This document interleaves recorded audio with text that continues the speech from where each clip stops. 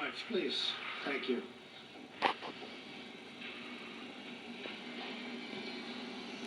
The First Lady and I are honored to welcome to the White House Prime Minister Netanyahu of Israel and Mrs. Netanyahu. Thank you so much. Thank you, Sarah. And Foreign Minister Abdullah bin Zayed, United Arab Emirates, UAE. Thank you very much. And Foreign Minister Abdulaziz Al Zani of Bahrain. Thank you. Thank you very much. We're here this afternoon to change the course of history. After decades of division and conflict, we mark the dawn of a new Middle East. Thanks to the great courage of the leaders of these three countries, we take a major stride toward a future in which people of all faiths and backgrounds live together in peace and prosperity. In a few moments, these visionary leaders will sign the first two peace deals between Israel and the You can't take that away from him. In more than a quarter century. In Israel's entire history, there have previously been only two such agreements. Now we have achieved two in a single month, and there are more to follow. He brought peace to the Middle East. Israel, the United Arab Emirates, and Bahrain will establish embassies, exchange ambassadors, and begin the cooperate and work together so strongly to cooperate as partners across the broad range of sectors, from tourism to trade and healthcare to security.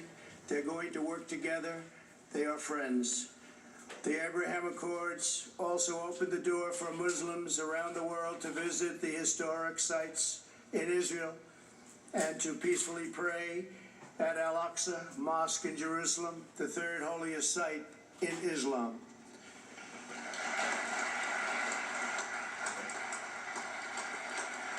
History right here. Together, This is these agreements history. will serve as the foundation for a comprehensive peace across the entire region, something which nobody thought was possible, certainly not in this day and age, maybe in many decades from now, but one founded on shared interests, mutual respect, and friendship. To our honored guests from Israel, the United Arab Emirates, and Bahrain, congratulations on this outstanding achievement. Congratulations. Exactly. Exactly.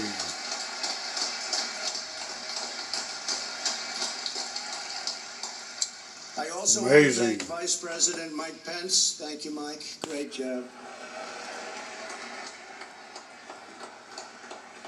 Secretary of State Mike Pompeo. Mike, thank you very much. National Security Advisor Robert O'Brien. Robert, thank you. Mr. Jared Kushner. Jared, thank you very much. It's a nice, sharp-looking suit, too. Ambassador Brian Hook. Thank you very much. POTUS Brian. always looks good. Thank you. Thank you. And Avi Berkowitz. He Avi, gives thank credit. you very much. He gives credit to where credit is due. I also want to give a very special thanks. He's been an incredible Obama would have ambassador never to done Israel. this. David Friedman. Would have never made a deal with Israel. That's a very great group The of closet people, great Muslim. group of patriots. They wanted this to happen so badly. They worked so hard. And again, He would have nobody kept thought it credit would for happen, himself and they if thought he it even would did happen. it. They never even doubted it. So I want to thank you all very much. Thank you. For generations, the people of the Middle East have been held back by old conflicts, hostilities, lies, treacheries. So many things held them back. Actually, lies that the Jews and Arabs were enemies and that Al-Aqsa Mosque was under attack. Constantly, they would say it was under attack. These lies passed down from generation to generation, fueled a vicious cycle of terror and violence that spread across the region and all over the world. These agreements prove that the nations of the region MSNBC is doing a trick where they're moving the camera a lot. Today's signing sets history. See that camera moving? And there will be other countries very, very soon that will They're trying to take follow away from these this great leaders. historic signing of an agreement between Israel and the Arab The people of the countries. Middle East will no longer allow hatred of Israel to be fomented as an excuse for radicalism or extremism. So important. And they'll no longer allow the great destiny of their region to be denied. On my first foreign trip as president, I had the honor of addressing the leaders of more than 54 Arab and Muslim nations in Saudi Arabia. My message that day was very simple. I urge the nations of the Middle East to set aside their differences, unite against the common enemy of civilization, and work together toward the noble aims of security and prosperity. I offered America's friendship. I offered America's help. But I said clearly that the nations of the regions had to decide what kind of a future they wanted for their children and for their families and for their nation itself. No one could make that choice for them. They had to do that themselves. Today, the world sees that they're choosing cooperation over conflict, friendship over enmity, prosperity over poverty, and hope over despair. They are choosing a future in which Arabs and Israelis, Muslims, Jews, and Christians can live together, pray together, and dream together, side by side in harmony, community, and peace. Once again, let me congratulate the people of Israel, the people of the United Arab Emirates, and the people of the Kingdom of Bahrain. God bless you all. This is an incredible day for the world. This is a really wonderful and beautiful occasion. I want to thank all of the members of Congress for being here. Senators, congressmen, congresswomen, we just appreciate it so much. Everybody wanted to be here. It's a very important day for the world. It's a very important day for peace. Before the parties sign the accords, I'd like to ask Prime Minister Netanyahu to say a few words, followed by the Foreign Minister of the United Arab Emirates and the Foreign Minister of Bahrain. Thank you very much. It's a great honor. Thank you.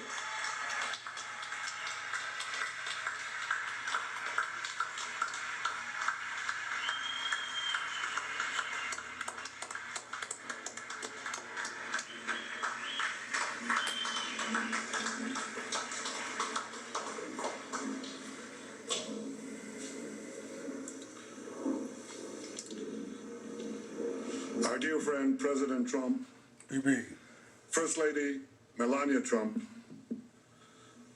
thank you for hosting me, my wife Sarah, and our entire delegation on this historic day.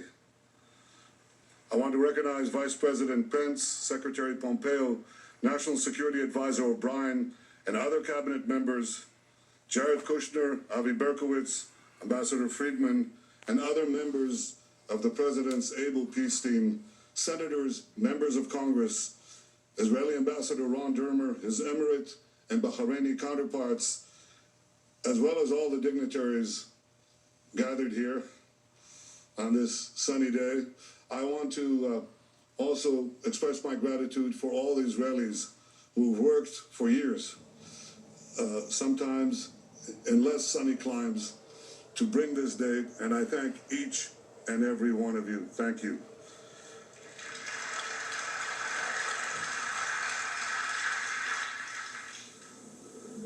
Ladies and gentlemen, Mr. President, this day is a pivot of history. It heralds a new dawn of peace. For thousands of years, the Jewish people have prayed for peace. For decades, the Jewish state has prayed for peace. And this is why today we're filled with such profound gratitude. I am grateful to you, President Trump, for your decisive leadership. You have unequivocally stood by Israel's side. You have boldly confronted the tyrants of Tehran. You've proposed a realistic vision for peace between Israel and the Palestinians. And you have successfully brokered the historic peace that we are signing today, a peace that has broad support in Israel, in America, in the Middle East, indeed in the entire world. There you have it. I am grateful to Crown Prince Mohammed bin Zayed of the United Arab Emirates and to you, Foreign Minister Abdullah bin Zayed.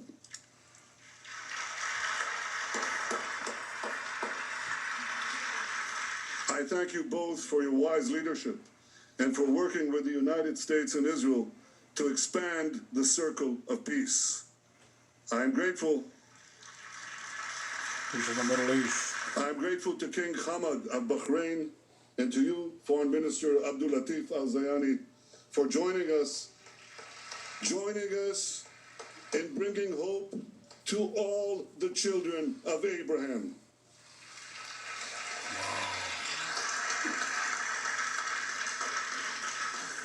To all of Israel's friends in the Middle East, those who are with us today and those who will join us tomorrow, I say, Assalamu alaikum. Peace unto thee. Shalom. And you have heard from the President that he is already lining up more and more countries. This is unimaginable a few years ago, but with resolve, determination, a fresh look at the way peace is done, this is being achieved. Thank you, Mr. President. Amen. Thank you, Mr. President. Exactly. Ladies and gentlemen, the people of Israel well know the price of war. I know the price of war. I was wounded in battle. A fellow soldier, a very close friend of mine, died in my arms.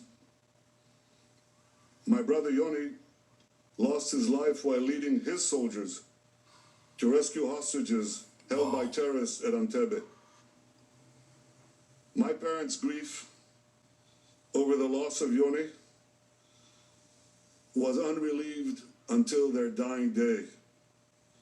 And over the years, when I've come to console the families of Israel's fallen soldiers and victims of terror, I have seen that same grief countless times. And this is why I am so deeply moved to be here today. For those who bear the wounds of war, cherish the blessings of peace.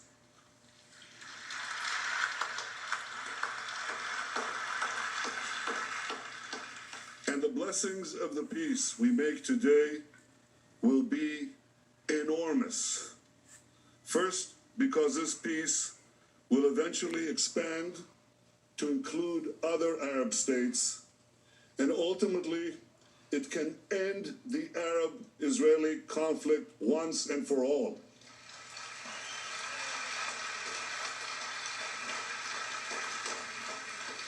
Second, because the great economic benefits of our partnership will be felt throughout our region, and they will reach every one of our citizens. And third, because this is not only a peace between leaders, it's a peace between peoples. Israelis, Emiratis, and Bahrainis are already embracing one another. We are eager to invest in a future of partnership, prosperity, and peace. We've already begun to cooperate on combating Corona, and I'm sure that together we can find solutions to many of the problems that afflict our region and beyond. So despite the many challenges and hardships that we all face, despite all that, let us pause for a moment to appreciate this remarkable day. Let us rise above any political divide. Let us put all cynicism aside. Let us feel, on this day, the pulse of history. For long after the pandemic is gone, the peace we make today will endure. Ladies and gentlemen, I have devoted my life to securing Israel's place among the nations to ensure the future of the one and only Jewish state. To accomplish that goal, I work to make Israel strong, very strong. For history has taught us that strength brings security, strength brings allies, and ultimately, and this is something President Trump has said again and again, ultimately, strength brings peace. Amen. King David expressed this basic truth thousands of years ago in our eternal capital, Jerusalem. His prayer, immortalized in the book of Psalms in the Bible, echoes from our glorious past and guides us towards a brilliant future. Adonai oz le'amo yiten, Adonai yevarech et amo b'shalom. May God give strength to his people. May God bless his people with peace. Mr. President, distinguished guests, this week is Rosh Hashanah, the Jewish New Year. And what a blessing we bring to this new year. A blessing of friendship, a blessing of hope, a blessing of peace. Thank you.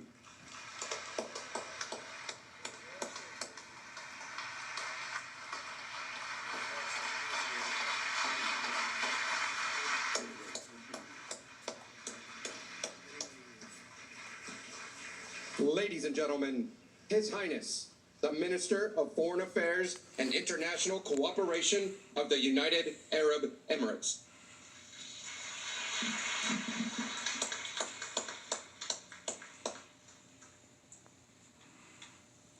Mr. President, Mr. Prime Minister, and my friend Abdulatif Zayani, distinguished guests, Assalamu alaikum wa rahmatullahi wa barakatuh. Let me start by conveying the best regards of the UAE people and the leadership, and especially of Sheikh Mohammed bin Zayed, to you, Mr. President, and everyone gathered here today. I'll continue my speech in Arabic, and I'm sure there will be translation to that. أقف اليوم أمد يد سلام وأستقبل يد سلام